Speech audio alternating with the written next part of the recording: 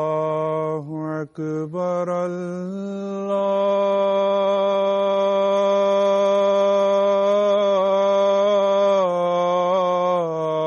الله أكبر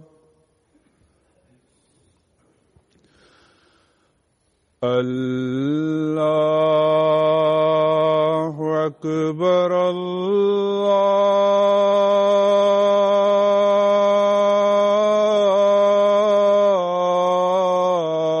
الله أكبر أشهد أن لا إله إلا الله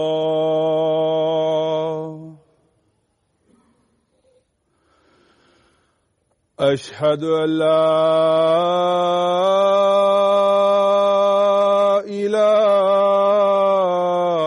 إله إلا الله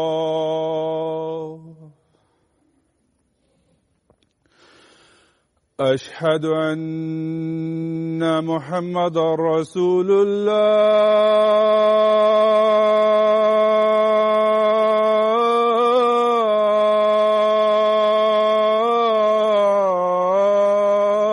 الله أشهد أن محمدًا رسول الله حي على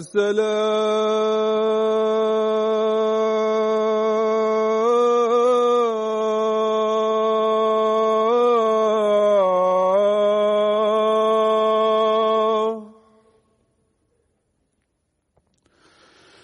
حي على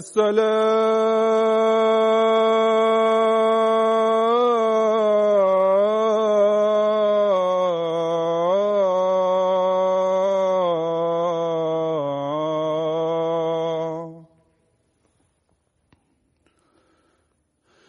حي على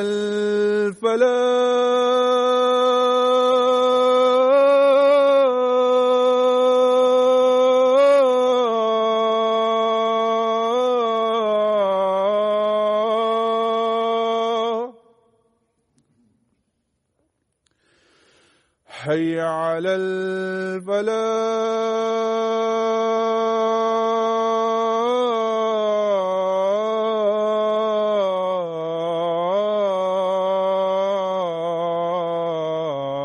الفلاح الله أكبر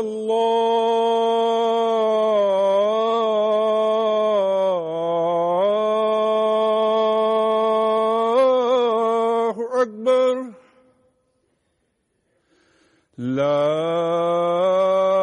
إله إلا الله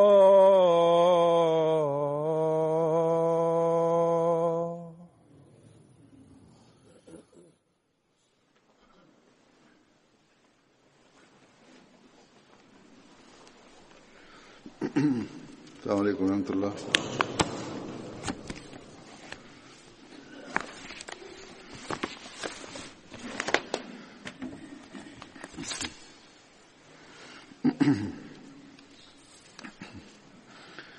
أشهد أن لا إله إلا الله وحده لا شريك له وأشهد أن محمدًا عبده ورسوله أما بعد فأعوذ بالله من الشيطان الرجيم بسم الله الرحمن الرحيم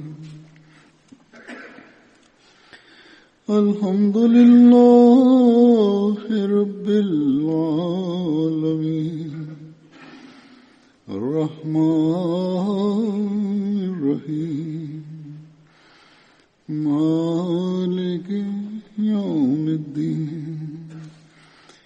إياك نعبد وإياك نستعين اهدنا الصراط المستقيم صراط الذين أنعمت عليهم غير المغضوب عليهم ولا الضالين.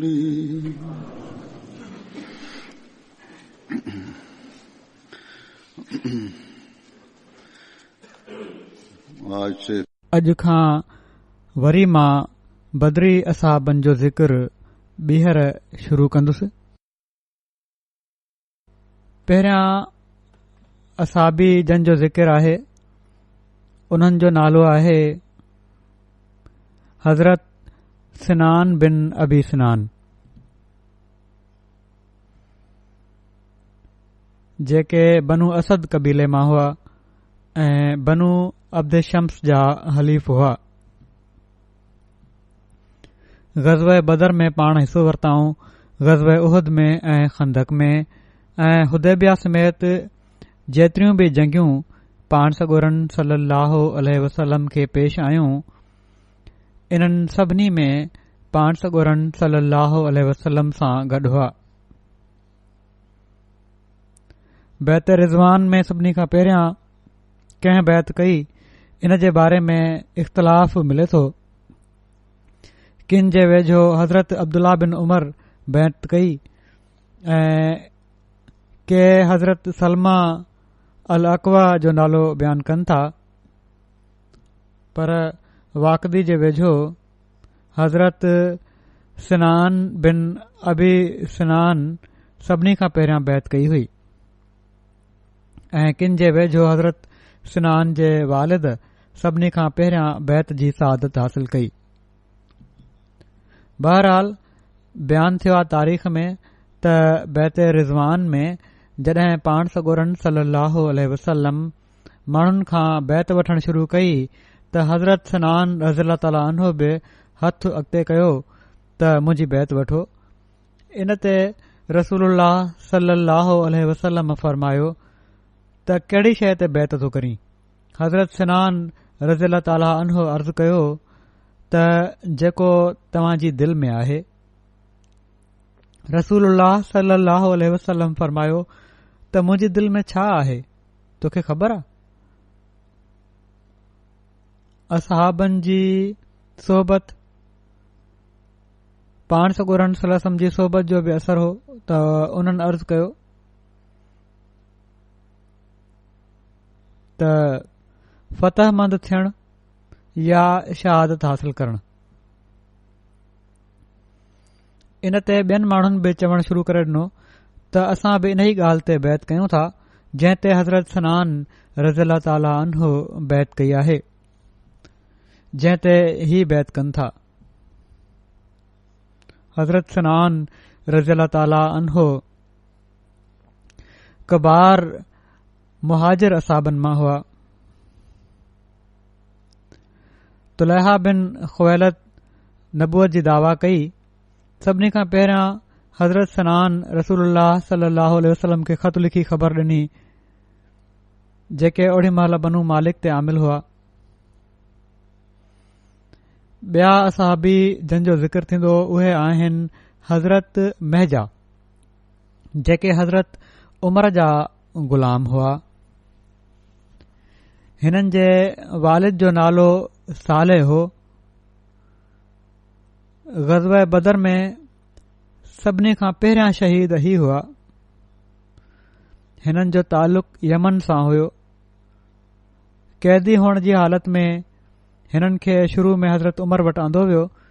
ओड़ी महिल हज़रत उमर एहसान कंदे हिननि खे आज़ाद करे छडि॒यो. पाण अव्वलुल मुहाजिरीन मां हुआ. ग़ज़वे बदर में शरीक थिया ऐं खेनि ही एज़ाज़ हासिल आहे, जहिड़ो की पहिरियां ॻाल्हि थी आहे त पाण इस्लामी लश्कर जा सभिनी खां पहिरियां शहीद हुआ. ॿिनि सिफ़ुनि जे विच में हुआ जो ओचितो हिकड़ो तीर हिननि खे लॻो, जंहिं सां पाण शहीद थी विया. आमिर बिन हज़रमी हिननि खे शहीद कयो हुयो उन जो तीर लॻो हो। हज़रत सईद बिन मुसैब जी रिवायत आहे त हज़रत महजा शहीद थिया त संदन ज़बान ते ही लफ़्ज़ हुआ, अना महजाउन व इला रबी अर्ज, त मां महजा आहियां ऐं पंहिंजे परवरदिगार ॾांहुं मोटण वारो आहियां। हज़रत महजा उन्हनि माण्हुनि में शामिल हुआ जंहिं जे बारे में हीअ आयत नाज़िल थी हुई त वला ततरुदिल्लज़ीन यदऊन रब्बहुम वला ततरुदिल्लज़ीन यदऊन रब्बहुम बिलगदाति वल अशीय युरीदून वजह, ऐं तूं उन्हनि माण्हुनि खे न धिकार जेके पंहिंजे रब खे उन जी रज़ा चाहींदे सुबुह बि पुकारनि था ऐं शाम जो बि पुकारनि था। इन्हनि खां अलावा हेठि ॾिनल असहाब बि शामिल हुआ। इन में हज़रत बिलाल, हज़रत सुहैब, हज़रत अम्मार, हज़रत खुबाब, हज़रत उत्बा बिन ग़ज़वान, हज़रत औस बिन खौली, हज़रत आमिर बिन फुहरा। इन जो मतिलबु ही नाहे नौज़ बिल्लाह त हीअ जेका आयत नाज़िल थी हुई त पाण सॻोरा सल्लल्लाहु अलैहि वसल्लम ग़रीबनि खे धिकारींदा हुआ।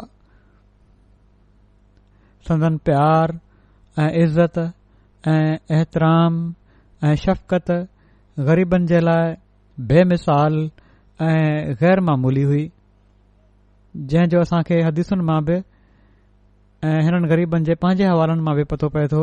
हिन आयत में असुल में त उन्हनि अमीर माण्हुनि ऐं वॾनि माण्हुनि खे जवाबु आहे जेके ही चाहिनि पिया त असांखे वधीक इज़त ऐं एहतराम ॾिनो वञे।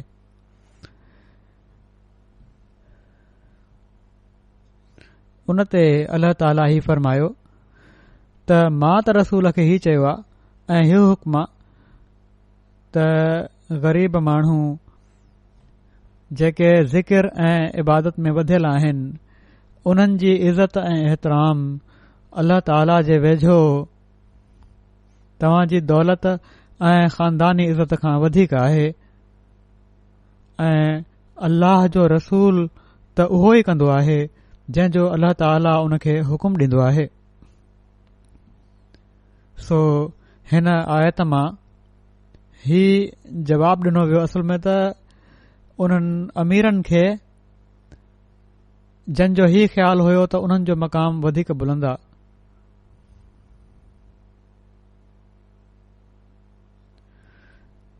त अल्लाह जे रसूल खे तव्हां जी इज़त ऐं तव्हां जी दौलत जी का परवाह नाहे, उन खे त इहे ई माण्हू प्यारा आहिनि। पोइ हज़रत आमिर बिन मुखलद हिकिड़ा असहाबी हुआ। हिननि जी वालिदा जो नालो अमारा बिनते खनसा हुयो। हिननि जो तालुक़ ख़िज़रज कबीले सां बनु मालिक बिन नजार सां हुयो। ग़ज़वा बदर ऐं ग़ज़वा उहद में शरीक थिया ऐं उहद जे ॾींहुं ही शहीद थिया। वरी हिकिड़ा असहाबी हुआ हज़रत हातिब बिन अमर बिन अब्द शम्स।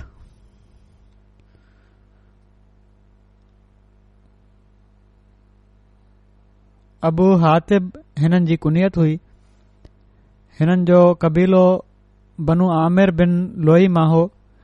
हिननि जी वालदा अस्मा बिनते हारिस बिन नौफिल हुई जेके कबीला अशजा मां हुयूं। हज़रत सुहैल बिन अमर ऐं हज़रत सलीद बिन अमर ऐं हज़रत ज़करान बिन अमर हिननि जा भाउ हुआ। हज़रत हातिम बिन अमर जी औलाद में अमर बिन हातिब हुआ। उन्हनि जी वालदा वैता बिनते अलकमा हुई।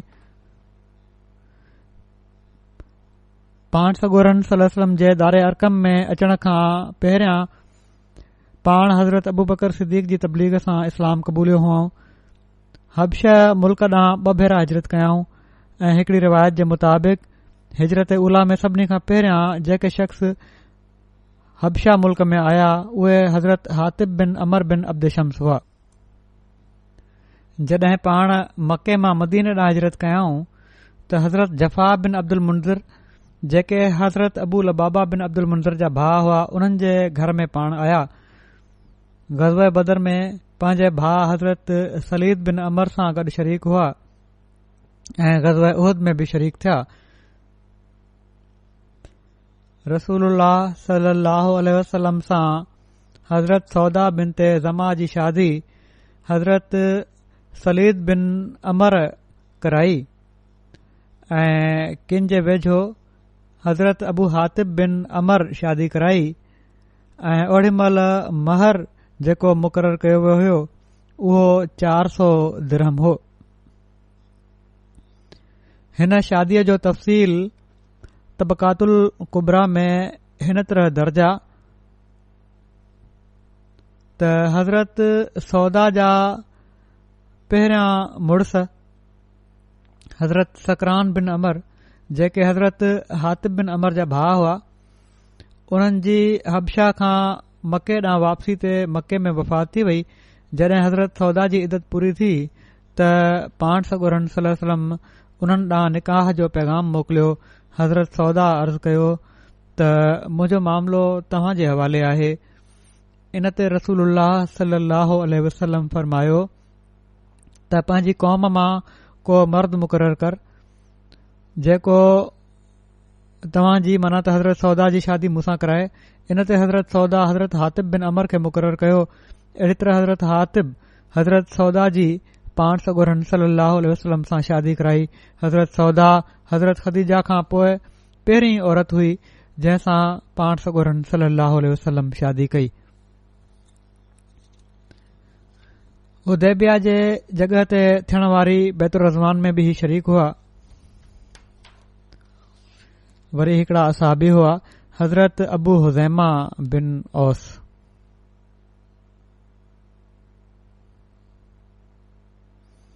हिननि जी वालदा जो नालो अमरा बिन मसूद हो। हज़रत मसूद बिन औस जा भाउ आहिनि। हज़रत मसूद बिन औस बि जंग बदर में शामिल थिया। हिननि ग़ज़वा बदर में उहद में ऐं खंदक समेत सभिनी ग़ज़वनि में रसूलुल्लाह सल्लल्लाहु अलैहि वसल्लम सां गॾु शिरकत कई। हिननि जी वफ़ात हज़रत उस्मान जे ख़िलाफ़त जे दौर में थी। वरी हिकड़ा असहाबी आहिनि हज़रत तमीम मौला ख़िराश। ही हज़रत तमीम अज़ख़राश जा ग़ुलाम हुआ, आज़ाद कयल ग़ुलाम हुआ। पाण सॻोरन सल्लल्लाहु अलैहि वसल्लम हिननि जे ऐं हज़रत ख़वाब बिन उतबा जे विच में मवाख़ात क़ाइम फरमाई हुई जेके आज़ाद कयल ग़ुलाम हुआ। ही ग़ज़वा बदर ऐं ग़ज़वा उहद में शामिल थिया। वरी हज़रत मुंज़िर बिन कुदामा हुआ हिकड़ा असहाबी। हज़रत मुंज़िर बिन कुदामा जो ताल्लुक़ कबीले बनु गनम सां हो। उन्हनि ग़ज़वा बदर ऐं ग़ज़वा उहद में शिरकत कई। अल्लामा वाक़दी जे मुताबिक़ हिननि खे बनु कैनुका जे कैदियुनि ते मुक़ररु कयो वियो हो। वरी हज़रत हारिस बिन हातिब हुआ हिकड़ा असहाबी, बदरी असहाबी। हिननि जी कुनियत अबू अब्दुल्ला आहे। संदन वालदा जो नालो उमामा बिनत सामित हो। संदन ताल्लुक़ अंसार जे कबीले औस सां हो। हज़रत सालबा बिनत हातिब जा भाउ हुआ। हज़रत हारिस बिन हातिब ऐं हज़रत अबू लुबाबा बिन अब्दुल मुंज़िर हुज़ूर सल्लल्लाहु अलैहि वसल्लम सां गॾु ग़ज़वा बदर जे लाइ वञी रहिया हुआ जो रोहा जे मुक़ाम ते पाण सॻोरन सल्लल्लाहु अलैहि वसल्लम हज़रत अबू लुबाबा बिन अब्दुल मुंज़िर खे मदीने जो हाकिम, जॾहिं त हज़रत हारिस बिन हातिब खे कबीले बनु अमर बिन औफ जो अमीर बणाए मदीने वापसि मोकिले छॾियो। पर हिननि ॿिन्ही खे असहाब बदर में शामिल फरमाईंदे माले गनीमत मां बेसो ॾिनऊं। हज़रत हारिस बिन हातिब खे ग़ज़वा बदर उहद ऐं खंदक समेत बैत रिज़वान में बि पाण सॻोरन सल्लल्लाहु अलैहि वसल्लम सां गॾिजी शामिल थियण जो शर्फ़ हासिल थियो। बदर में छो त ही तयार थी वञी रहिया हुआ ऐं हिननि जी पूरी नियत हुई त शामिल थींदा, तंहिं करे पाण सॻोरन सल्लल्लाहु अलैहि वसल्लम बावजूद इन जे जो हिननि खे वापसि मोकिलियो हुयो अमीर मुक़रर करे, पर हिननि खे बदर में शामिल थियण वारनि में ॻणियाऊं। ग़ज़वे ख़ैबर में जंग जे दौरान हिकड़े यहूदी किले जे मथां तीर हयो जेको हज़रत हारिस बिन हातिब जे मथे ते लॻो, जंहिं सां पाण शहीद थी विया। हज़रत सालबा बिन ज़ैद हिकड़ा सहाबी हुआ। हिननि जो तालुक़ अंसार जे कबीले बनु ख़िज़रज सां आहे। ग़ज़वे बदर में ही शामिल थिया हुआ। हज़रत साबित बिन अल जुज़ जा वालिद हुआ। हज़रत सालबा बिन ज़ैद जो लक़ब अल जुज़ आहे। अल जुज़ संदन कल्ब जी मज़बूती ऐं मज़बूत अज़म हिम्मत जे करे चयो वेंदो आहे। माना त जुज़ चइबो आहे जेको मज़बूत थुड़ वण जो थुड़ हुजे, उनखे बि जुज़ चइबो आहे। ऐं छित जो शह तीर ऐं काम जेका आहे उनखे बि चयो वेंदो आहे। बहरहाल तमामु मज़बूत दिल जा मालिक हुआ ऐं मज़बूत अज़म हिम्मत जा मालिक हुआ। तंहिं करे हिननि जो लक़ब पइजी वियो अल जुज़। हज़रत सालबा बिन ज़ैद जी का रिवायत महफ़ूज़ कान्हे, इन खां अलावा ॻाल्हियूं हिननि जूं महफ़ूज़ न आहिनि। हज़रत उक़बा बिन वहब हिकड़ा असाबी हुआ। हज़रत उक़बा बिन वहब खे इब्न अबी वहब बि चयो वेंदो आहे। ही कबीले बनु अब्द शम्स में अब्द मुनाफ़ जा हालिफ़ हुआ। ग़ज़वे बदर ऐं उहद ऐं खंदक समेत सभिनी ग़ज़वनि में पाण सॻोरन सल्लल्लाहु अलैहि वसल्लम सां गॾु शामिल हुआ। मदीने में यहूदिन जो हिकड़ो वफ़द पाण सॻोरन सल्लल्लाहु अलैहि वसल्लम सां मिलण लाइ आयो त पाण सॻोरन सल्लल्लाहु अलैहि वसल्लम उन्हनि खे तबलीग कई, जंहिं जो उन्हनि खुलियल तौर ते इनकार कयो। इन ते जन असहाबन उन्हनि खे इन खुलियल इनकार ते मलामत कई। उन्हनि में हज़रत उक़बा बिन वहब बि शामिल हुआ। जीअं त ही वाक़ियो हीअं थो मिले त हिकु भेरे रसूलुल्लाह सल्लल्लाहु अलैहि वसल्लम वटि नोमान बिन उज़ा, बहरी बिन अमर ऐं शअस बिन अदी आया। पाण सॻोरन सल्लल्लाहु अलैहि वसल्लम उन्हनि सां ॻाल्हि ॿोल कई ऐं उन्हनि खे अल्लाह ताला ॾांहुं सॼो इस्लाम जी दावत ॾिनाऊं ऐं उन जे अज़ाब खां उन्हनि खे ड्रारियाऊं। जंहिं ते उन्हनि चयो, ए मोहम्मद सल्लल्लाहु अलैहि वसल्लम, असांखे तव्हां कहिड़ी ॻाल्हि खां था ड्रारियो? असां त अल्लाह जा पुट आहियूं ऐं उन जा महबूब आहियूं। जहिड़ी तरह नसारा चयो हुयो। अल्लाह ताला उन्हनि जे बारे में ही आयत नाज़िल फरमाई, वक़ालतिल यहूद वन नसारा नहनु अबनाउल्लाह व अहिब्बाउहु कुल फलिमा युअज़्ज़िबुकुम बिज़ुनूबिकुम बल अंतुम बशरुम मिम्मन खलक बल अंतुम बशरुम मिम्मन खलक यग़फिरु लिमन यशाउ व युअज़्ज़िबु मन यशाउ वलिल्लाहि मुल्कुस समावाति वल अर्ज़ वमा बैनहुमा व इलैहिल मसीर।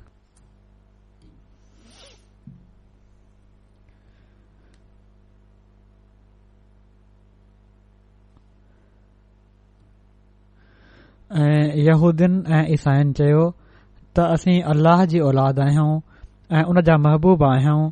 तूं चई छॾ, पोइ हू तव्हां खे तव्हां जे गुनाहनि जे करे अज़ाब छो थो ॾे? न, ऐं पर तव्हां उन्हनि मां आहियो जन खे उन पैदा कयो। सिर्फ़ बशर आहियो। हू जंहिंखे चाहींदो आहे माफ़ करे छॾींदो आहे ऐं जंहिंखे चाहींदो आहे अज़ाब ॾींदो आहे। ऐं आसमाननि ऐं ज़मीन जी बादशाही अल्लाह जी आहे ऐं उन जी बि जेको उन्हनि ॿिन्ही जे विच में आहे ऐं आख़िर उन ई ॾांहुं मोटी वञणो आहे।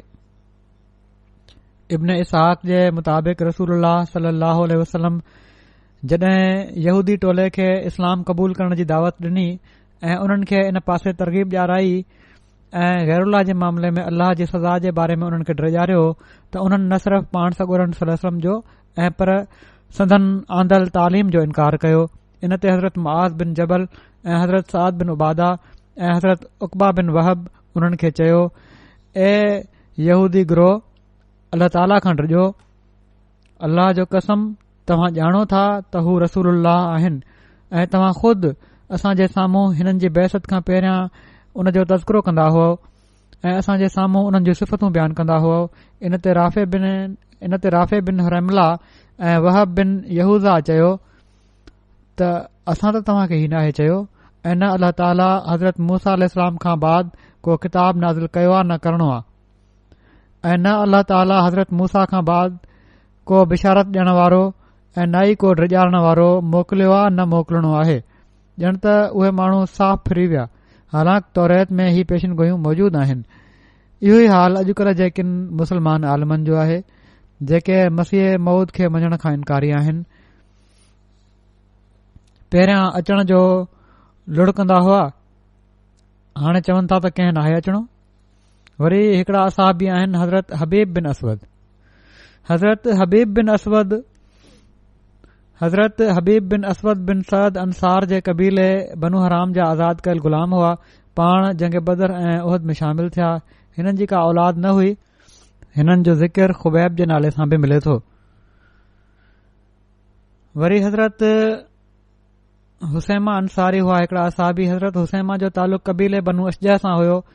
बनु गनम बिन मालिक बिन नजार जा हलीफ़ हुआ। ग़ज़वे बदर ऐं उहद ऐं खंदक ऐं ॿियनि सभिनी ग़ज़वात में रसूलुल्लाह सल्लल्लाहु अलैहि वसल्लम सां गॾु शरीक रहिया। पाण हज़रत मुआविया बिन अबू सफियान जे दौर में फ़ौत थिया।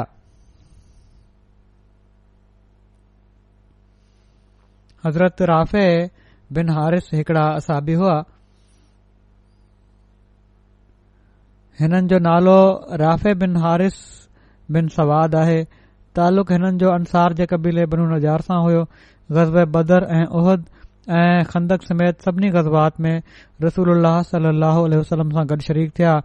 हज़रत उस्मान जे दौरे ख़िलाफ़त में हिननि जी वफ़ात थी। हज़रत राफ़े बिन हारिस जो हिकड़ो पुटु हुयो जंहिं जो नालो हारिस हो।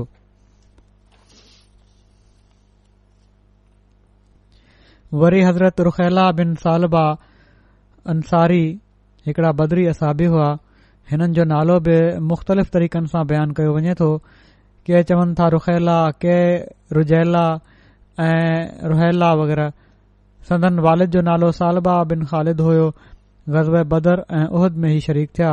हिननि जो तालुक़ कबीले ख़िज़रत जी हिकड़ी शाख बनु बयाज़ा सां हुयो ऐं पाण जंग सफ़ीन में हज़रत अलीअ सां गॾु हुआ। वरी हज़रत जाबिर बिन अब्दुल्ला बिन रयाब हिकड़ा असहाबी हुआ। हज़रत जाबिर खे उन्हनि 6 माण्हुनि में बयानु कयो वेंदो आहे जन अंसार में सभिनी खां पहिरियां मके में इस्लाम क़बूलियो।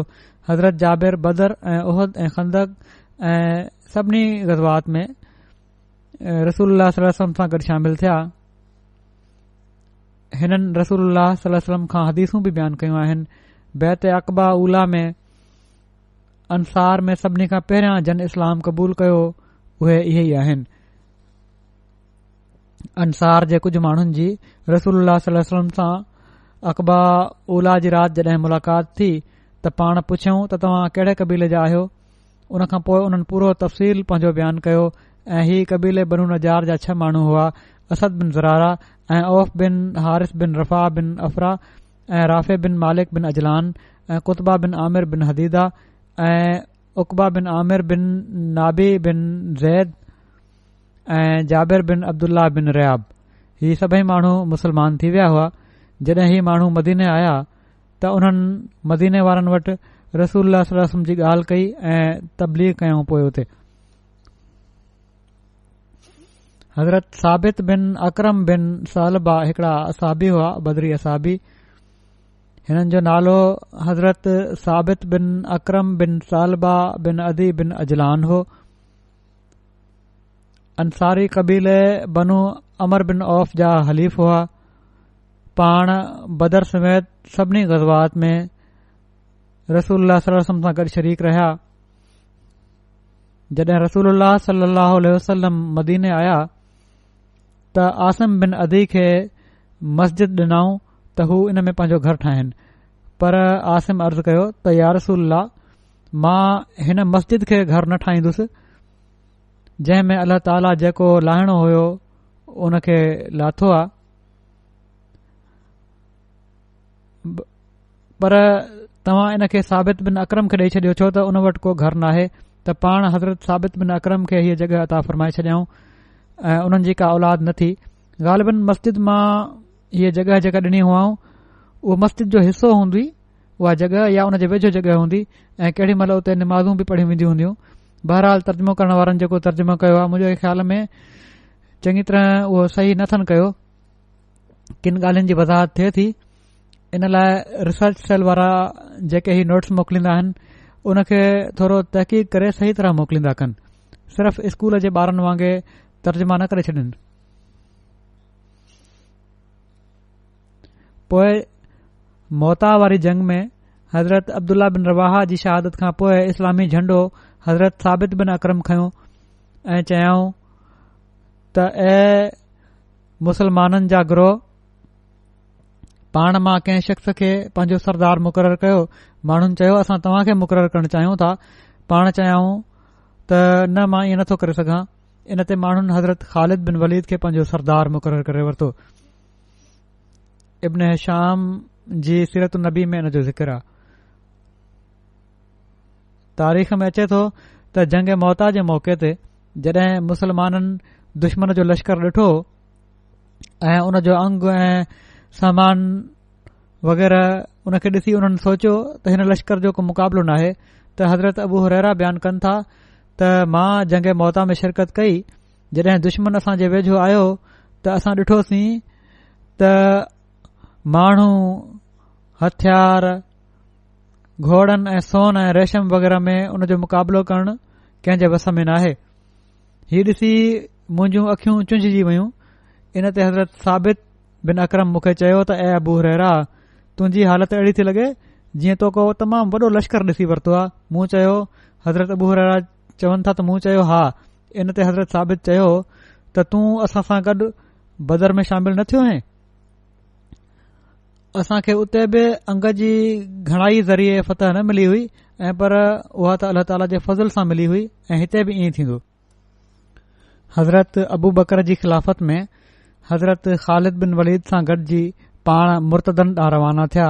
हज़रत ख़ालिद बिन वलीद माण्हुनि जे मुक़ाबले ते रवाना थींदे महल जेकॾहिं अज़ान ॿुधंदा हुआ त हमिलो न कंदा हुआ ऐं जेकॾहिं अज़ान न ॿुधंदा हुआ त हमिलो करे छॾींदा हुआ। जॾहिं पाण इन क़ौम ॾांहुं पहुता जेका बदाखा मक़ाम में हुई त पाण हज़रत अकाशा बिन महसन ऐं हज़रत साबित बिन अकरम खे मुख़बिर बणाए मोकिलियो त दुश्मन जी ख़बर आणियो ऐं उहे ॿई घोड़नि ते सुवार हुआ। हज़रत अकाशा जे घोड़े जो नालो अज़राम हुयो ऐं साबित जे घोड़े जो नालो अलमहबर हुयो। बहरहाल ही ॿई जॾहिं आम्हूं साम्हूं थिया तलेहा ऐं उन जे भाउ सलमा जे हीअ बि हिननि वांगुरु मुख़बिरी करण जे लाइ अॻिते आयल हुआ, लश्कर खां पंहिंजे अॻिते आयल हुआ। तुलेहा हज़रत अकाशा सां विढ़ियो ऐं सलमा हज़रत साबित सां ऐं हिननि ॿिन्ही ही जेके ॿई भाइर हुआ उन्हनि हिननि ॿिन्ही असाबनि खे शहीद करे छॾियो। हिकिड़ी रिवायत आहे अबू वाकिद लहसवी खां त असां 200 सुवार लश्कर जे अॻियां अॻियां हलण वारा हुआसीं ऐं ज़ैद बिन ख़ताब असांजा अमीर हुआ ऐं साबित ऐं अकाशा असां जे अॻियां हुआ। जॾहिं असां माण्हू उन्हनि जे भरिसां लंघियासीं त असांखे ही मंज़र शदीद ख़राब लॻो, छो त ही शहादत हिननि जी शहादत खां पोइ जॾहिं ही पुठियां लश्कर लंघियो हज़रत ख़ालिद ऐं बाक़ी मुसलमान असांजे पुठियां हुआ। असां हिननि मक़तूलनि वटि बीठा रहियासीं, ही जेके शहीद थिया हुआ एसि ताईं जो हज़रत ख़ालिद आया ऐं उन्हनि जे हुकुम सां असां साबित ऐं अकाशा खे उन्हनि जे रत सां भरियल कपड़नि में उते ई दफ़न करे छॾियोसीं। रिवायत में अचे थो त जॾहिं तुलेहा मुसलमान थिया त हज़रत अमीरुल मोमिनीन उमर हिननि खे फ़रमायो त मां तोसां मोहबत न कंदुसि। तूं ॿिन मुसलमाननि हज़रत अकाशा ऐं हज़रत साबित बिन अकरम खे शहीद करण जो सबबु आहीं। बाद में ही शहीद करण वारा जेके हुआ मुसलमान बि थी विया त उन्हनि खे हज़रत उमर ही जवाबु ॾिनो त तोसां मोहबत मूंखे नथी थी सघे, छो त तूं ॿिन मुसलमाननि खे शहीद करण वारो आहीं। इन ते तुलेहा चयो त या अमीरुल मोमिनीन, उन्हनि खे त अल्लाह ताला मुंहिंजे हथां इज़त अता फ़रमाई आहे, उन्हनि जी का औलाद न हुई। मोहम्मद बिन उमर चवनि था त हज़रत साबित खे तुलेहा 12 हिजरी में बदाखा वारी जॻह ते शहीद कयो हुयो।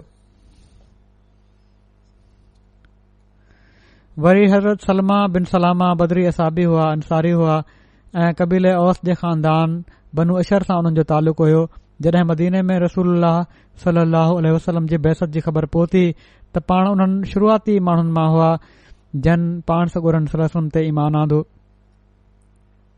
पाण बैत अकबा उला ऐं सानिया ॿिन्ही में शामिल थिया ऐं पिण खेनि बदर समेत सभिनी ग़ज़वात में रसूलुल्लाह सल्लल्लाहु अलैहि वसल्लम सां गॾु शामिल थियण जी सआदत हासिल थी। हज़रत उमर हिननि खे पंहिंजे ख़िलाफ़त जे दौर में यमामा जो हुक्मरान मुक़ररु फ़रमायो। उमर बिन कतादा चवनि था त रसूलुल्लाह सल्लल्लाहु अलैहि वसल्लम हज़रत सलमा बिन सलामा ऐं हज़रत अबू सबरा बिन अबी रहम जे विच में मवाख़ात क़ाइमु फ़रमाई, पर इब्न इसहाक़ जे वेझो सलमा बिन सलामा ऐं हज़रत ज़ुबैर बिन अलवाम जे विच में मवाख़ात क़ाइमु थी। हिननि जे नंढपिण जो हिकिड़ो वाक़ियो ही पंहिंजे नंढपिण जो पाण हिकिड़ो वाक़ियो बयानु कनि था त हिकु भेरे जॾहिं मां नंढड़ी उमिरि जो हुयुसि ऐं पंहिंजे ख़ानदान जे कुझु माण्हुनि में वेठो हुयुसि जो हिकिड़ो यहूदी आलिम उते अची वियो ऐं उन असांजे साम्हूं क़यामत ऐं हिसाब ऐं मीज़ान ऐं जन्नत ऐं दोज़ख जो ज़िक्र शुरू करे ॾिनो ऐं चवण लॻो त मुशरिक ऐं बुत परस्त जहन्नुम में विधा वेंदा। संदन ख़ानदान जा माण्हू छो त बुत परस्त हुआ, इन लाइ उहे इन हक़ीक़त खे न पिया समझनि त मरण खां पोइ माण्हू ॿीहर ज़िंदह कया वेंदा। उन्हनि माण्हुनि हिन यहूदी आलिम खां पुछियो त छा वाकई माण्हू मरण खां पोइ ॿीहर ज़िंदह कया वेंदा। आख़िरत जी ज़िंदगी जो हिननि खे को तसवुर न हुयो ऐं पंहिंजे अमलनि जो बदिलो मिलंदुनि। उन चयो हा। उन्हनि पुछियो त उन जी निशानी छा आहे। इन ते उन मके ऐं यमन ॾांहुं इशारो करे चयो त हिन हंधां हिकिड़ो नबी ईंदो। इन ते उन्हनि माण्हुनि पुछियो त उहो कॾहिं ईंदो, त उन मूं ॾांहुं इशारो करे चयो, मां ॿार हुउसि, नंढो हुउसि। उन मूं ॾांहुं इशारो कंदे चयो त जेकॾहिं हिन छोकिरे जी वॾी उमिरि थी त हीउ ज़रूर इन नबी खे ॾिसी वठंदो। हज़रत सलमा चवनि था त इन वाक़े खे कुझु साल ई गुज़रिया हुआ जो नबी करीम सल्लल्लाहु अलैहि वसल्लम जी आमद जो असांखे इतलाह मिलियो ऐं असां सभिनी ईमान आंदोसीं। ही जेके बुत परस्त हुआ, बाहि खे पूॼींदड़ हुआ, सभिनी ईमान आंदो। उन वक़्तु उहो यहूदी आलिम बि जीअरो हुयो। चवनि था उहो यहूदी आलिम बि ज़िंदा हुयो, पर साड़ जे करे उन ईमान न आंदो ऐं असां उन खे चयोसीं त तूं असांखे नबी करीम सल्लल्लाहु अलैहि वसल्लम जी आमद जूं ख़बरूं ॿुधाईंदो ऐं हाणे पाणे ईमान न थई आंदो, पाणे मुस्लमान नाहे थियो। इन ते उन चयो त ही उहो नबी नाहे जंहिंजो मूं ज़िक्र कयो हुयो। आख़िर उहो शख़्स चवनि था त ओड़ी तरह कुफर जी हालत में मरी वियो। हज़रत उस्मान जे ज़माने में जॾहिं फितननि कर खयो त पाण उज़लत नशीनी अख़्तियार करे वरिताऊं ऐं पंहिंजो पाण खे अल्लाह ताला जी इबादत जे लाइ वक़फ़ करे छॾियाऊं, माना त कुंड वञी वसायाऊं, छो त फितना ओड़ी महिल काफ़ी वधी रहिया हुआ ऐं सिर्फ़ अल्लाह ताला जी इबादत कंदा हुआ। हिननि जी वफ़ात जे बारे में इख़्तिलाफ़ आहे। के चवनि था 34 हिजरी में वफ़ात थी, के चवनि था 45 हिजरी में वफ़ात थी। हिननि जी उमिरि 74 साल हुई जॾहिं हिननि जी वफ़ात थी ऐं मदीने में वफ़ात थी। हज़रत जबर बिन अतीक हिकिड़ा बदरी असाबी हुआ। ग़ज़वे बदर ऐं सभिनी ग़ज़वात में रसूल करीम सल्लल्लाहु अलैहि वसल्लम सां गॾु ही शरीक हुआ। मदीने में ही रहिया आहिनि। पाण सगोरन सल्लल्लाहु अलैहि वसल्लम जी वफ़ात ताईं उहे रहिया आहिनि उते।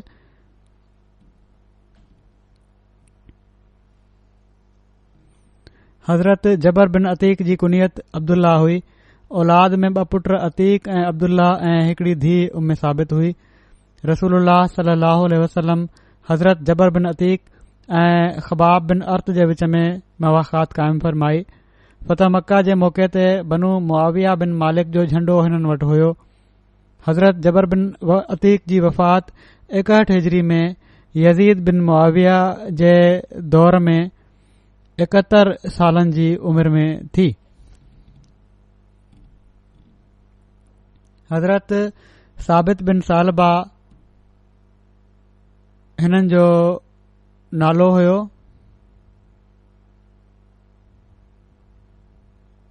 साबित बिन जज़र बि चयो वेंदो हो। हिननि खे 70 अंसार सां गॾु अकबा सानिया में हाज़िर थिया। ग़ज़वा बदर, उहद, खंदक, हुदैबिया ऐं ख़ैबर ऐं फ़तह मक्का ऐं ग़ज़वा ताइफ़ में पाण पाण सॻोरन सल्लल्लाहु अलैहि वसल्लम सां गॾु हुआ ग़ज़वा ताइफ़ में शहीद थिया। हज़रत साबित पंहिंजे वालिद हज़रत सालबा सां गॾु ग़ज़वा बदर में शामिल थिया हुआ। वरी हिकड़ा सहाबी आहिनि हज़रत सुहैल बिन वहब। हिननि जो नालो हज़रत सुहैल बिन वहब बिन रबिया बिन अमर बिन आमिर कुरैशी हो। हिननि जी वालिदा जो नालो दाद हुयो, पर हू बैज़ा जे नाले सां मशहूर हुयूं, तंहिं करे पाण बि इब्न बैज़ा जे नाले सां मशहूर थिया। जीअं त किताबनि में हिननि जो नालो सुहैल बिन बैज़ा बि मिले थो। हिननि जो तालुक़ कबीले कुरैश जे ख़ानदान बनु फ़हर सां हुयो। शुरूआती ज़माने में हिननि इस्लाम क़बूल कयो। इस्लाम क़बूल करण खां पोइ हबशा ॾांहुं हिजरत करे विया। उते वॾे वक़्त ताईं रहिया। जॾहिं इस्लाम जी खुलियल तबलीग थियण लॻी त ही मके वापसि अची विया ऐं पोइ पाण सॻोरन सल्लल्लाहु अलैहि वसल्लम खां पोइ मदीने विया। हज़रत सुहैल सां गॾु हिननि जा ॿिया भाउ हज़रत सफ़वान बिन बैज़ा बि ग़ज़वा बदर में शामिल थिया। जॾहिं पाण ग़ज़वा बदर में शामिल थिया ओड़ी महिल हिननि जी उमिरि 34 साल हुई। ग़ज़वा उहद ऐं खंदक ऐं सभिनी ग़ज़वनि में पाण सॻोरन सल्लल्लाहु अलैहि वसल्लम सां गॾु हुआ। हिननि जा टियां भाउ सहल मुशरिकनि पारां ग़ज़वा बदर में शामिल थिया। अल्लामा इब्न हजर अस्कलानी लिखनि था त सहल मके में इस्लाम क़बूलियो, पर कंहिं वटि पंहिंजो मुस्लमान थियण ज़ाहिर न कयाऊं। कुरैश उन्हनि खे बदर में साण वठी विया ऐं पोइ उहे गिरफ़्तार थिया। त हज़रत इब्न मसूद हिननि जे बारे में शाहिदी ॾिनी त मां हिननि खे मके में निमाज़ पढ़ंदे ॾिठो आहे। इन ते उन्हनि खे आज़ाद कयो वियो। पोइ मदीने में हिननि जी वफ़ात थी। हिननि जो ऐं हज़रत सुहैल जो जनाज़ो रसूल करीम सल्लल्लाहु अलैहि वसल्लम मस्जिद में पढ़ायो। हज़रत सुहैल बिन बैज़ा रिवायत कनि था त रसूलुल्लाह सल्लल्लाहु अलैहि वसल्लम ग़ज़वा तबूक जे सफ़र में उन्हनि खे सवारी ते पंहिंजे पोयां विहारियो हुयो। हू चवनि था त रसूलुल्लाह सल्लल्लाहु अलैहि वसल्लम ॾाढियां आवाज़ में फरमायो, ए सुहैल। ऐं पाण सॻोरन सल्लल्लाहु अलैहि वसल्लम 3 भेरा ईअं फरमायो त हर भेरे हज़रत सुहैल अर्ज़ कयो, लब्बैक या रसूलुल्लाह। एसि ताईं जो माण्हुनि खे बि ख़बर पइजी वई त रसूल सल्लल्लाहु अलैहि वसल्लम जो छा मतिलबु आहे। इन ते जेके माण्हू अॻिते हुआ उहे हुज़ूर जे भरिसां अची विया ऐं जेके पोइते हुआ उहे बि हुज़ूर जे वेझो अची विया। ही अंदाज़ हुयो सॾण लाइ माण्हुनि खे बि मुतवजे करण जो। इन ते रसूलुल्लाह सल्लल्लाहु अलैहि वसल्लम फरमायो त जंहिं शाहिदी ॾिनी त अल्लाह खां सवाइ को माबूद न आहे। जॾहिं माण्हू गॾु थी विया त रसूलुल्लाह सल्लल्लाहु अलैहि वसल्लम फरमायो त जंहिं शाहिदी ॾिनी त अल्लाह खां सवाइ को माबूद न आहे ऐं उहो अकेलो आहे ऐं उन जो को शरीक न आहे, त अहिड़े शख़्स ते अल्लाह बाहि खे हराम करे छॾींदो। इहो ई हाणे ही तारीख़ जो किताबु आहे ऐं ही मुसलमान पढ़ंदा आहिनि त हीअ मुसलमान हुअण जी बि हिकड़ी तारीफ़ आहे, पर इन्हनि जा अमल इन जे ख़िलाफ़ आहिनि ऐं इन ॻाल्हि ते जेके हिननि जूं फ़तवाऊं आहिनि उहे बि हिननि ॻाल्हियुनि जे ख़िलाफ़ आहिनि। हज़रत अनस बयानु कनि था त असां वटि को शराब न हूंदो हुयो सवाइ तव्हां जी फज़ीख़ यानी खजूर जे शराब जे। इहो ई उहो शराब हुयो जंहिंखे तव्हां फज़ीख़ चओ था। चवनि था मां हिकु भेरो बीठो हुउसि, अबू तलहा ऐं फलाणे फलाणे खे शराब पीआरे रहियो हुउसि जो एतिरे में हिकड़ो माण्हू आयो ऐं उन चयो त छा तव्हां खे ख़बर पई आहे? मां चयुमि त कहिड़ी ख़बर? उन चयो शराब हराम थी वियो आहे। उहे माण्हू हज़रत अनस खे चवण लॻा जिन खे ही शराब पीआरे रहिया हुआ त अनस ही मट हारे छॾ।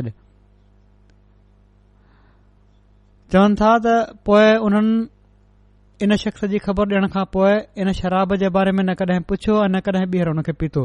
हिकड़ो हुकुम आयो ऐं उन खां पोइ अहिड़ी इताअत हुई जो ॿीहर पोइ इन जो ज़िक्र बि न थियो शराब जो। हिकड़ी ॿी हदीस मां साबित आहे त हज़रत अबू तलहा सां गॾु हज़रत अबू दजाना ऐं हज़रत सुहैल बिन बैज़ा हुआ जेके ओड़ी महिल शराब पी रहिया हुआ। ग़ज़वा तबूक खां वापसी ते 9 हिजरी में हिननि जी वफ़ात थी ऐं हिननि जी जनाज़े जी निमाज़ पाण सॻोरन सल्लल्लाहु अलैहि वसल्लम मस्जिद नबवी में पढ़ाई ऐं वफ़ात महल हिननि जी का औलाद न हुई। हज़रत उबाद बिन अब्दुल्ला बिन ज़ुबैर खां रिवायत आहे त हज़रत आयशा इरशाद फरमायो त हज़रत साद बिन अबी वकास जो जनाज़ो मस्जिद मां गुज़ारियो वञे, माना त मस्जिद में आंदो वञे त जीअं हू बि उन्हनि जी जनाज़े जी नमाज़ पढ़ी वठनि। माण्हुनि हज़रत आयशा जी इन ॻाल्हि खे ओतिरो समझो त ही अजीब ॻाल्हि कनि पयूं थियूं त हज़रत आयशा फरमायो त माण्हुनि खे केॾो जल्दी विसरी थो वञे। रसूलुल्लाह सल्लल्लाहु अलैहि वसल्लम हज़रत सुहैल बिन बैज़ा जी जनाज़े जी नमाज़ मस्जिद में ई पढ़ी हुई। उन्हनि जो ख़्यालु हुयो त खुलियल जॻह ते जनाज़े जी नमाज़ पढ़णु घुर्जे, त इन जी इस्लाह हज़रत आयशा फरमाई त मस्जिद में जनाज़े जी नमाज़ पढ़ी सघिजे थी। हज़रत तुफ़ैल बिन हारिस हिकिड़ा असाबी हुआ। हज़रत तुफ़ैल पंहिंजे भाउ हज़रत उबैदा ऐं हज़रत हसीब सां गॾु ग़ज़वे बदर, उहद, खंदक ऐं सभिनी ग़ज़वात में रसूलुल्लाह सल्लल्लाहु अलैहि वसल्लम सां गॾु शरीक रहिया। रसूलुल्लाह सल्लल्लाहु अलैहि वसल्लम हज़रत तुफ़ैल बिन हारिस जी मुवाख़ात हज़रत मुनज़िर बिन मोहम्मद ऐं किन रिवायतुनि जे मुताबिक़ हज़रत सुफ़ियान बिन नसर सां क़ाइमु फरमाई। हज़रत तुफ़ैल जी वफ़ात 70 सालनि जी उमिरि में 32 हिजरी में थी। वरी हिकिड़ा असाबी आहिनि हज़रत अबू सलीद उसैरा बिन अमर। उसैरा बिन अमर हिननि जो नालो हुयो ऐं कुनियत अबू सलीद हुई ऐं अबू सलीद जे नाले सां वधीक मशहूर आहिनि। हिननि जा वालिद अमर बि अबू ख़ारजा कुनियत सां मारूफ़ आहिनि। बदर ऐं ॿियनि ग़ज़वात में नबी करीम सल्लल्लाहु अलैहि वसल्लम सां गॾु गॾु रहिया।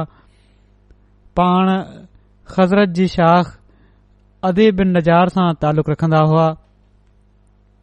हिननि जा वालिद अबू ख़ारजा अमर बिन कैस बि असाबी हुआ। बदर जी जंग में शरीक थिया। संदन पुट अब्दुल्ला हिननि खां रिवायत कई आहे त नबी करीम सल्लल्लाहु अलैहि वसल्लम गॾहनि जो गोश्त खाइण खां मना फरमाए छडि॒यो हुयो। ओड़ी महिल देगियूं चढ़ियल हुयूं जिन में गॾह जो गोश्त पची रहियो हुयो त असां माण्हुनि उहे देगियूं ऊंधियूं करे छडि॒यूं। हज़रत सालबा बिन हातिब अंसारी हिकिड़ा असाबी हुआ। हिननि जो ताल्लुक़ बनू अमर बिन औफ सां हुयो। ग़ज़वे बदर ऐं उहद में ही शरीक थिया। कबीले औस जी शाख बनू अमर बिन औफ सां जहिड़ो क ॿुधायमि ताल्लुक़ हुन। ग़ज़वे बदर ऐं किन ॿियनि ग़ज़वात में बि हिननि जी शिरकत जूं रिवायतूं मिलनि थियूं। हज़रत उमामा बहली बयानु कनि था त सालबा बिन हातिब अंसारीअ रसूलुल्लाह सल्लल्लाहु अलैहि वसल्लम वटि अची ही अर्ज़ु कयो त ए अल्लाह जा रसूल, अल्लाह खां दुआ कयो त हू मूंखे माल अता करे। पाण इन ते फरमायाऊं त अफ़सोस जी ॻाल्हि आहे जो तमामु थोरा आहिनि जेके शुक्र कनि था ऐं माल खे संभालण जी ताक़त नथा रखनि। दुआ न कयाऊं। कुझु देर खां पोइ वरी हू आया। वरी अर्ज़ु कयाऊं त दुआ कयो मूंखे माल अता थी वञे। वरी पाण सॻोरन सल्लल्लाहु अलैहि वसल्लम फरमायो त छा तुंहिंजे लाइ मुंहिंजी उसवे हसना काफ़ी नाहे माल जी जेका ख़्वाहिश करें पियो थो। पाण फरमायाऊं उन ज़ात जो कसम जंहिं जे हथ में मुंहिंजो साह आहे, जेकॾहिं मां जबल खे चवां त हू मुंहिंजे लाइ सोन ऐं चांदी जो थी वञे त ईअं ई थी वञे। पर पाण चयाऊं त मां ईअं नथो कयां। माल सां रग़बत घणी न रखणु घुर्जे। वरी टियों भेरो रसूल करीम सल्लल्लाहु अलैहि वसल्लम वटि आया ऐं चयाऊं। वरी अर्ज़ु कयाऊं साॻी तरह त अल्लाह ताला जंहिं तव्हां खे हक़ सां मोकिलियो आहे, दुआ कयो त मूंखे माल अता थिए। इन ते पाण सॻोरन सल्लल्लाहु अलैहि वसल्लम दुआ कई त सालबा खे माल अता करे छॾ। रावी बयानु कनि था त हिननि वटि कुझु बकरियूं हुयूं। इन खां पोइ इन में एॾी बरकत पई ऐं अहिड़ी तरह उहे वधियूं जीअं जीत ॼणा वधंदा आहिनि। हिकु भेरे पाण सॻोरन सल्लल्लाहु अलैहि वसल्लम ऐं पोइ ईअं थियो उन्हनि खे संभालण जे लाइ उन्हनि ॿे पहिरीं टे पहिरीं जूं निमाज़ूं बि मस्जिद में अचणु छॾे ॾिनो, उते ई पढ़ण लॻा। पोइ अञा घणो वधी वयूं त जुमे ते बि न पिया अचनि। जुमे ते पाण सॻोरा सल्लल्लाहु अलैहि वसल्लम माण्हुनि खां हाल अहिवाल पुछंदा हुआ त सालबा जे बारे में पुछियूं त माण्हुनि चयो त उन वटि एॾो वॾो धण आहे बकरियुनि जो पूरी माथिरी भरिजियल आहे, तंहिं करे उन्हनि खे संभालण में टाइम थो लॻी वञेसि ऐं हू नथा अचनि। बहरहाल पाण सॻोरन सल्लल्लाहु अलैहि वसल्लम इन ते ॾाढे अफ़सोस जो इज़हार कयो। 3 भेरा अफ़सोस जो इज़हार कयाऊं। पोइ जॾहिं ज़कात जूं आयतूं नाज़िल थियूं त पाण ज़कात वठण जे लाइ 2 माण्हुनि खे मोकिलियऊं। जॾहिं ही माण्हू सालबा वटि विया त उन बहानो कयो ऐं ज़कात न ॾिनई। उन चयो त मां सोचियां थो तव्हां माण्हू वञो था पिया ॿियनि जॻहियुनि तां ज़कात वठण जे लाइ, उतां थी मोटी अचो। ही माण्हू ॿियनि जॻहियुनि ते विया ऐं हिकिड़े शख़्स ॿिए हंधि जिथे ही विया हुआ बहितरीन उठनि मां पंहिंजो उठ ज़कात ॾिनी। उन्हनि चयो त न असां बहितरीन त न घुरियो हुयो। उन चयो न मां पंहिंजी ख़ुशी सां ॾियां पियो थो। बहरहाल ही हिकिड़ो डिघो किसो आहे। हिननि ज़कात न ॾिनी ऐं ज़कात गॾु करण वारा जेके हुआ वठण जेके विया हुआ उन्हनि पाण सॻोरन सल्लल्लाहु अलैहि वसल्लम खे अची जॾहिं हीअ रिपोर्ट ॾिनी त पाण सॻोरन सल्लल्लाहु अलैहि वसल्लम फरमायो त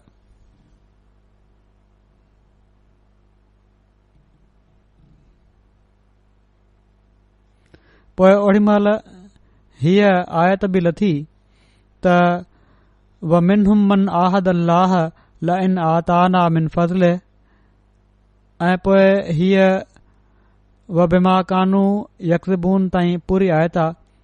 तौबा जी 75 खां 77 आयत ताईं त रसूलुल्लाह सल्लल्लाहु अलैहि वसल्लम वटि ओॾी महिल सालबा जो हिकिड़ो माइट वेठो हुयो। हीअ ॻाल्हि ॿुधी हू सालबा वटि वियो ऐं चयाईं ए सालबा तो ते अफ़सोस आहे, अल्लाह ताला तुंहिंजे बारे में फलाणी फलाणी आयत नाज़िल कई आहे। सालबा रसूलुल्लाह सल्लल्लाहु अलैहि वसल्लम खे वञी अर्ज़ करण लॻो त मूंखां ज़कात क़बूल कई वञे। पाण फरमायाऊं त हाणे तोखां वसूल करण जो अल्लाह ताला मूंखे मना करे छॾियो आहे। जीअं त हू वापसि वियो नाकाम ऐं नामराद। पोइ हज़रत अबू बकर जे ज़माने में हू आया ज़कात खणी। हज़रत अबू बकर बि क़बूल न कई। हज़रत उमर जे ज़माने में आया उन्हनि बि क़बूल न कई। त जंहिं ॻाल्हि खे पाण सॻोरन सल्लल्लाहु अलैहि वसल्लम क़बूल नाहे कयो मां कीअं थो क़बूल करे सघां। पोइ हज़रत उस्मान जॾहिं ख़लीफ़ा बणिया त उन्हनि वटि अची चवण लॻा त मुंहिंजी ज़कात क़बूल कयो, त हीअ क़बूल न कई वई ऐं हज़रत उस्मान जे ज़माने में ई हिननि जी वफ़ात थी वई। हाणे ही वाक़ियो जेको आहे ही साण हिकु पासे बदरी असाबनि जे बारे में आहे त उहे जन्नत में वञण वारा आहिनि। ॿिए पासे हीअ हिकिड़ी डिघी रिवायत हले पई थी ज़कात क़बूल न करण जे बारे में। मुंहिंजी दिलि में बि ख़्यालु पैदा थियो हुयो इन खे पढ़ी, तव्हां माण्हुनि जी दिलनि में बि ख़्यालु पैदा थियो हूंदो त हीअ कीअं थो थी सघे। हीअ लॻे थो त हीअ रिवायत ग़लति आहे, कंहिं ॿिए जे बारे में हूंदी। जीअं त अलामा इब्न हजर अस्कलानी हिन वाक़े जो ज़िक्र कयो आहे, उन्हनि बि हिन खे पंहिंजी राय ज़ाहिर कंदे लिखियो आहे त जेकॾहिं हीउ वाक़ियो सही साबित थी वञे त जेकॾहिं हीउ वाक़ियो ईअं ई थियो हुयो कंहिं असाबी खां ज़कात वठण जो ऐं न वठण जो, जेकॾहिं हीउ साबित थी वञे त पोइ हिन किसे वारी शख़्सियत जे बारे में मुंहिंजे ख़्याल में उन खे हज़रत सालबा ॾांहुं मनसूब करणु सही न हूंदो, छो त पाण बदरी असाबी हुआ ऐं बदरी असाबनि जे बारे में त अल्लाह ताला खुलियल बख़्शिश जो ऐलान फ़रमाए छॾियो आहे ऐं उन्हनि में मुनाफ़िक़त ऐं कंहिं क़िस्म जी कमज़ोरी न पई थी सघे। ही लिखनि था अल्लामा इब्न हजर अस्कलानी त इब्न कल्बी जे कौल सां इन ॻाल्हि में फ़र्क़ु यकीनी थी थो वञे त बदरी असाबी उहद में शहीद थी विया, जंहिं जी ताईद इन सां बि थिए थी त इब्न मर्दविया अतिया जी सनद सां बहवाला इब्न अब्बास मज़कूरा आयत जे बारे में पंहिंजे तफ़सीर में नक़ुल कयो आहे, जेके फ़रमाइनि था त हिकिड़ो शख़्स हुयो जंहिंखे सालबा बिन अबी हातिब चयो वेंदो हुयो। उहो अंसार मां हुयो। उन्हनि जी हिकिड़ी मजलिस में अची चवणु लॻो त जेकॾहिं अल्लाह ताला असां खे पंहिंजे फज़ुल सां नवाज़े छॾे, पोइ डिघो किसो ही सॼो बयानु जेको आहे बयानु कयऊं। ही सालबा बिन अबी हातिब आहे ऐं बदरी असाबी जे बारे में सभिनी जो इतफ़ाक़ आहे त हू सालबा बिन हातिब आहिनि ऐं हीअ रिवायत साबित थी त पाण सॻोरन सल्लल्लाहु अलैहि वसल्लम फरमायो हुयो त जेके माण्हू बदर ऐं हुदैबिया में शरीक हुआ उन्हनि मां को मुसलमान बि जहन्नुम में न वेंदो। पिण उहा हिकड़ी हदीस कुदसी आहे त अल्लाह ताला बदर वारनि खे फरमायो आहे त जेको वणेव कयो मां तव्हांजी मग़फ़िरत करे छॾी आहे। त हीअ लिखनि था त जंहिंजो ही रुतबो हुजे उनखे अल्लाह ताला दिल में निफ़ाक़ जो बदिलो कीअं ॾींदो। दिल में जेकॾहिं निफ़ाक़ आहे त हीअ नथो थी सघे त बदिलो मिले जन्नत में वञण जो। पोइ लिखनि था त जेको कुझु नाज़िल थियो उन जे बारे में कीअं नाज़िल थी थो सघे जंहिं जे दिल में मुनाफ़क़त हुजे। तंहिं करे हीअ ॻाल्हि ज़ाहिर थी वई त उहे इन शख़्सियत खां अलावा आहिनि। माना त हज़रत सालबा जेके हुआ उहे न हुआ, ही ॿिया हुआ, ही पहिरियां शहीद थी विया हुआ ऐं जंहिंजो ज़िक्र आहे उहो सालबा बिन अबी हातिब आहे। हाणे नाला रलजनि था तंहिं करे हीअ ग़लति फ़हमी थी।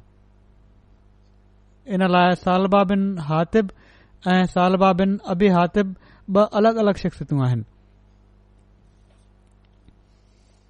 सो हीअ ग़लति फ़हमी कंहिं बदरी असाबी जे बारे में कॾहिं बि नथी थी सघे त उन्हनि का अहिड़ी हरकत कई हूंदी।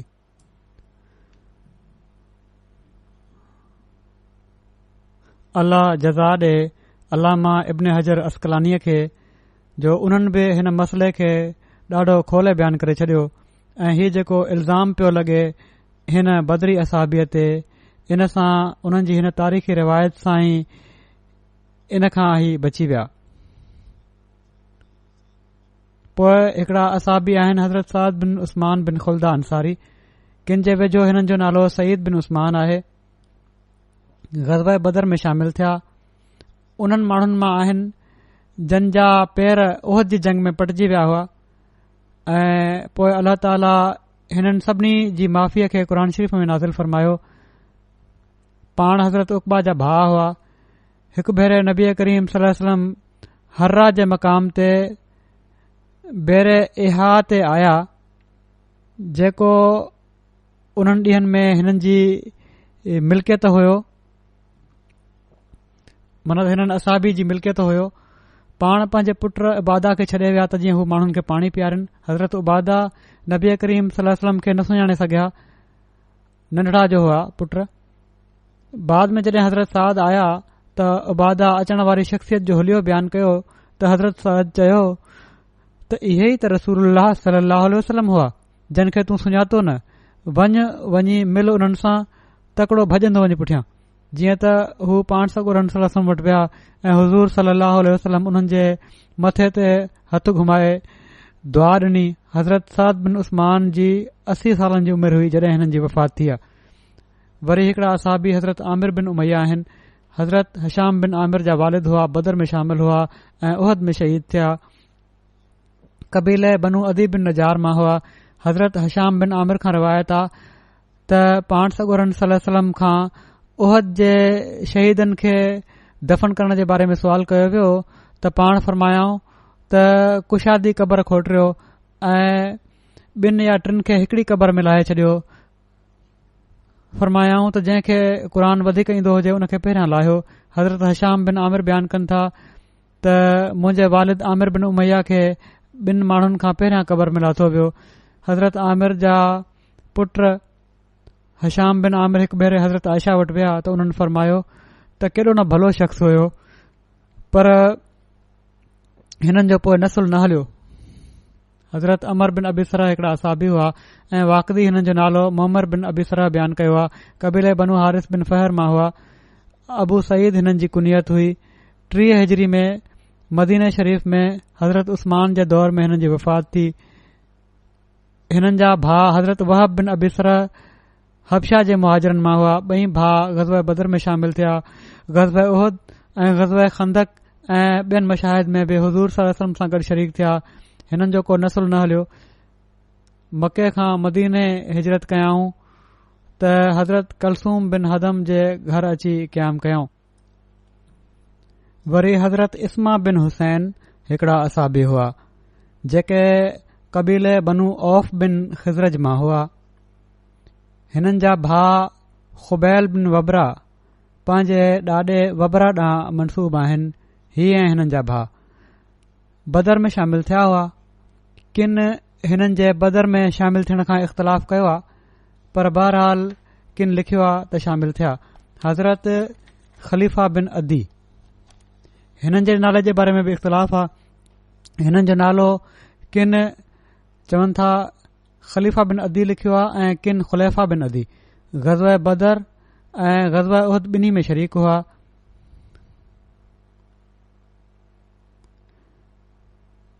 ख़ुलैफ़ा बिन अदी बिन अमर बिन मालिक बिन अमर बिन मालिक बिन अली बिन ब्याज़ा असाब बदर मां हुआ।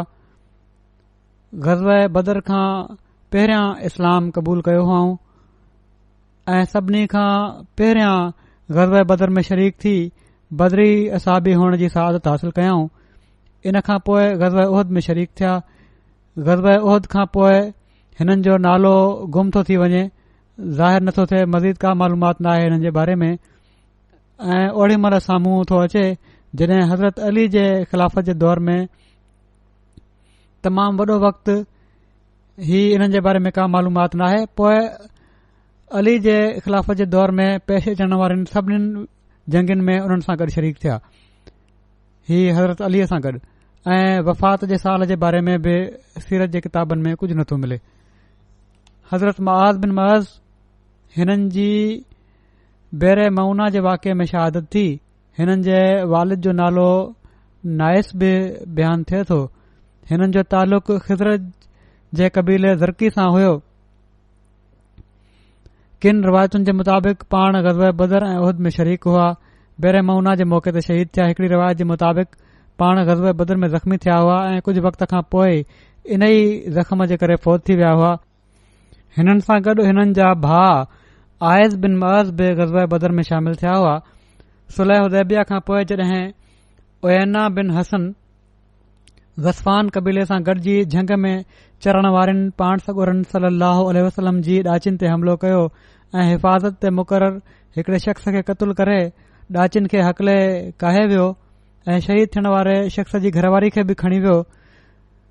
जॾहिं पाण सॻोरनि सल्लल्लाहु अलैहि वसल्लम खे इन वाक़े जो इतलाह मिलियो त पाण 8 सुवारनि खे दुश्मन जे पोयां मोकिलियो। उन्हनि 8 सुवारनि में हज़रत मुआज़ बिन मुआज़ बि शामिल हुआ। इन मौक़े ते हिकड़ी रिवायत ही बि आहे त उन 8 सुवारनि में हज़रत अबू अयाश बि शामिल हुआ। मोकिलण खां पहिरियां पाण हज़रत अबू अयाश खे फरमायाऊं त तूं पंहिंजो घोड़ो कंहिं ॿिए खे ॾेई छॾ जेको तोखां सुठो शह सवार आहे। अबू अयाश अर्ज़ु कयो त या रसूलल्लाह, मां इन्हनि सभिनी खां बहितर शह सवार आहियां। चवनि था हीउ चई अञा मां 50 गज़ई हलियोसि जो घोड़े किराए छॾियो। अबू अयाश चवनि था त इन ते मां ॾाढो तमामु घणो मूंखे फ़िकिर थियो, छो त रसूलुल्लाह सल्लल्लाहु अलैहि वसल्लम फरमाए रहिया हुआ त जेकॾहिं तूं पंहिंजो घोड़ो कंहिं ॿिए खे ॾेई छॾीं त बहितर आहे। जॾहिं त मां चई रहियो हुयुसि त मां उन्हनि सभिनी खां बहितर आहियां। पोइ बनू ज़ुरैक जो ख़्यालु आहे त इन खां बाद हज़रत रसूलुल्लाह सल्लल्लाहु अलैहि वसल्लम हज़रत अयाश जे घोड़े ते मुआज़ बिन मुअज़ या आयज़ बिन मुअज़ खे सवार करे छॾियो। हज़रत साद बिन ज़ैद अल अशरी हिकड़ा असाबी हुआ। हिननि जो तालुक़ अंसार जे कबीले बनू अब्दुल अशर सां हुयो। ग़ज़वा बदर में शरीक थिया। किन जो ख़्यालु आहे त बैत अक़बा में बि शरीक थिया। ग़ज़वा बदर, उहद ऐं खंदक समेत सभिनी ग़ज़वात में रसूलुल्लाह सल्लल्लाहु अलैहि वसल्लम सां गॾु शरीक थिया। नबी करीम सल्लल्लाहु अलैहि वसल्लम हिननि जे हथ बनू कुरैज़ा जा कैदी मोकिलिया हुआ। पाण उन्हनि जे बदिले में नजद में घोड़ा ऐं हथियार ख़रीद कया हुआ। रिवायत आहे त हज़रत साद बिन ज़ैद हिकड़ी नजरानी तलवार रसूलुल्लाह सल्लल्लाहु अलैहि वसल्लम खे तोहफ़े में ॾिनी हुई। पाण उहा तलवार हज़रत मोहम्मद बिन मुस्लिमा खे इनायत करे छॾियाऊं ऐं फरमायो हुआऊं त हिन सां अल्लाह जी राह में जहाद कजांइ। ऐं जॾहिं माण्हू पाण में इख़्तिलाफ़ करण लॻनि त इन खे पत्थर ते खणी हणजांइ ऐं घर में घिरी वञजांइ, माना त कंहिं बि क़िस्म जे फितने ऐं फ़साद में शामिल नाहे थियणो। अल्लाह करे त इन्हनि ॻाल्हियुनि ते अमल करण वारा अॼुकल्ह उहे मुस्लमान बि थियनि जेके हिक ॿिए जा कंध पिया था कपनि ऐं दुनिया में अमुन क़ाइमु थिए। अल्लाह ताला हिननि असाबनि जा दर्जा बुलंद कंदो वञे ऐं असांखे बि नेकियूं करण ऐं क़ुर्बानियूं करण ऐं इख़लास ऐं वफ़ा जे मुताबिक़ पंहिंजूं ज़िंदगियूं गुज़ारण जी तौफ़ीक़ अता फ़रमाए।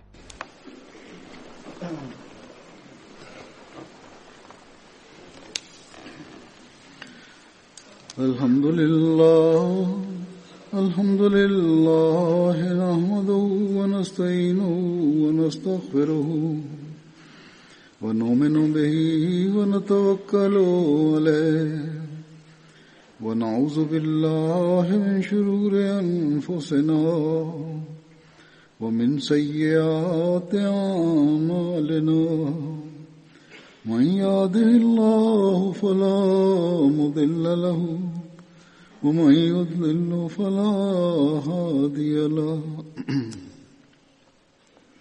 ونشهد أن لا إله إلا الله ونشهد أن محمدا عبده ورسوله عباد الله رحمكم الله إن الله يأمر بالعدل والإحسان وإيتاء ذي القربى وينهى عن الفحشاء والمنكر والبغي يعظكم لعلكم تذكرون اذكروا الله يذكركم وادعوه يستجب لكم ولذكر الله أكبر